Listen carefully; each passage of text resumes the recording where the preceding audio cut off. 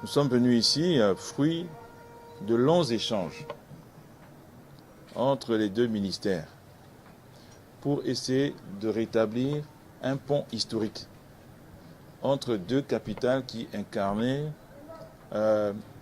l'intellectualisme en Afrique francophone, Brazzaville et Dakar, à travers les institutions universitaires historiques et qui ont connu une évolution parallèle. L'université Mariam Ngouabi à Brazzaville et l'université Cheikh Anta Diop. Un certain nombre d'initiatives, bien sûr, avaient été prises. Des accords signés entre les deux gouvernements, entre même les deux universités. Visiblement, leur exécution n'était pas à la hauteur de ce que devrait continuer à rester ce pont. Aujourd'hui, la volonté des deux ministres que nous sommes, c'est de rétablir ce pont, mais surtout de le faire vivre à travers des actions très précises. Et c'est l'objet de l'accord qui est en discussion entre nos deux équipes et qui va être rapidement finalisé et on l'espère signé très vite. Pourquoi pas au mois de juin à l'occasion de la commission mixte. Pendant ce séjour, le ministre a permis que nous puissions aller au-delà de Dakar. C'est une destination naturelle et facile quand on vient de loin. Et c'est avec joie que j'ai pu découvrir une partie du Sénégal profond que je connais très peu, notamment Thiès. Et de voir là-bas l'enseignement supérieur si bien implanté, dans une grande diversité, représenté à la fois par une université, la forme la plus conventionnelle de l'enseignement supérieur, mais aussi par ce projet nouveau qui doit nous permettre d'aller plus en avant dans la recherche de l'adéquation formation-emploi, que sont les ISEP. Et puis on voit les travaux, l'étendue, mais voir aussi la passion que cela suscite déjà de la part du monde du travail, ce qui est vraiment l'objectif, d'en faire des parties prenantes, des partenaires réels de l'enseignement supérieur, notamment dans sa volonté de professionnalisation. Mais j'ai pu aussi voir un ENO. Ils m'ont parlé beaucoup. Je me demandais à quoi ça ressemblait. J'ai vu des présentations et là, enfin, je l'ai vu. Il est encore en construction, mais nous avons eu ensuite une présentation complète du réseau national des espaces numériques ouverts avec ses multiples dimensions, à la fois de l'enseignement supérieur, mais aussi de service à la communauté. Et je crois que là, le Sénégal est pionnier. Et pour nous, c'est une source d'inspiration importante. Le tableau a été complété par une activité extraordinaire, magnifique. Si je dis haut en couleur, ce n'est pas suffisant. C'est haut en symbole, haut en symbole. De l'installation du directeur du CROUS. J'ai dit que désormais on fera la même chose là-bas au Congo, de cette manière-là, pour permettre l'imprégnation, l'intégration, l'appropriation par la communauté de cet instrument d'action sociale. Et puis nous avons eu un échange très riche hier, où une fois de plus j'ai pu écouter toute l'ambition du pays, l'ambition du président, l'ambition du ministre pour l'enseignement supérieur, à travers ce que nous avons visité, notamment dans cette future ville de Diamnadio. Nous avons pu voir le projet de l'université du futur, de demain, à Matambo, mais de voir aussi surtout la cité de la science.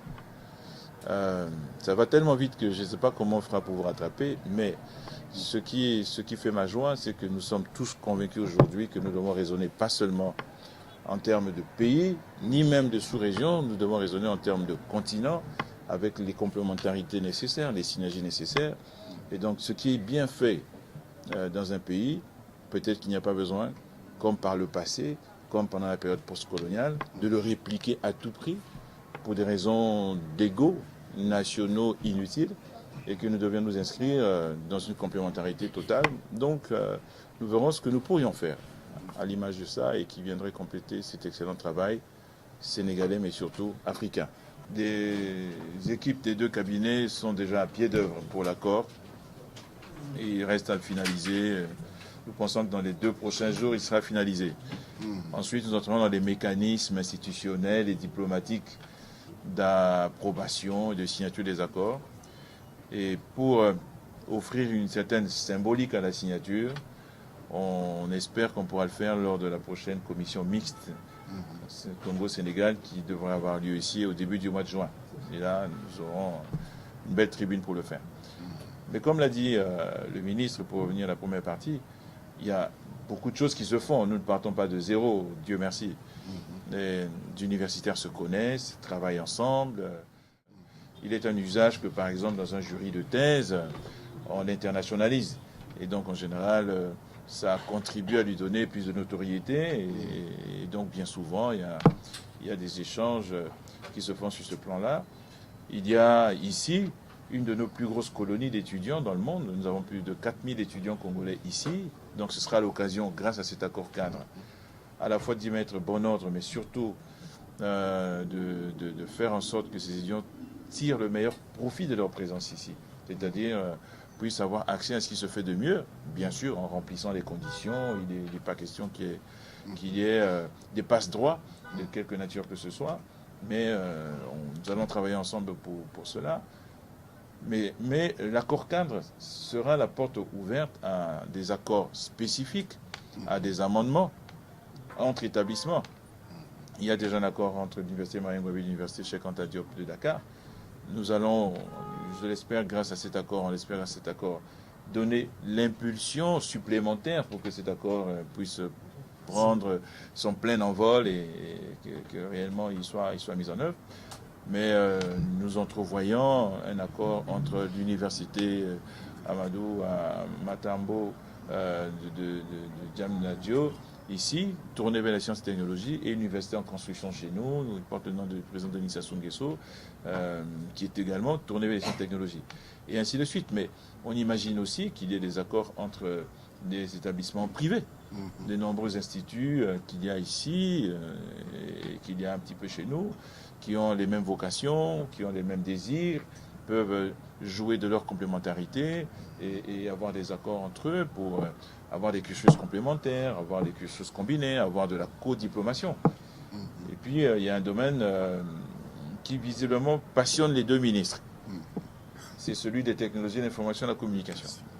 Le futur de l'enseignement supérieur ne peut s'inscrire qu'en intégrant le numérique comme étant ce qui doit désormais marquer les évolutions.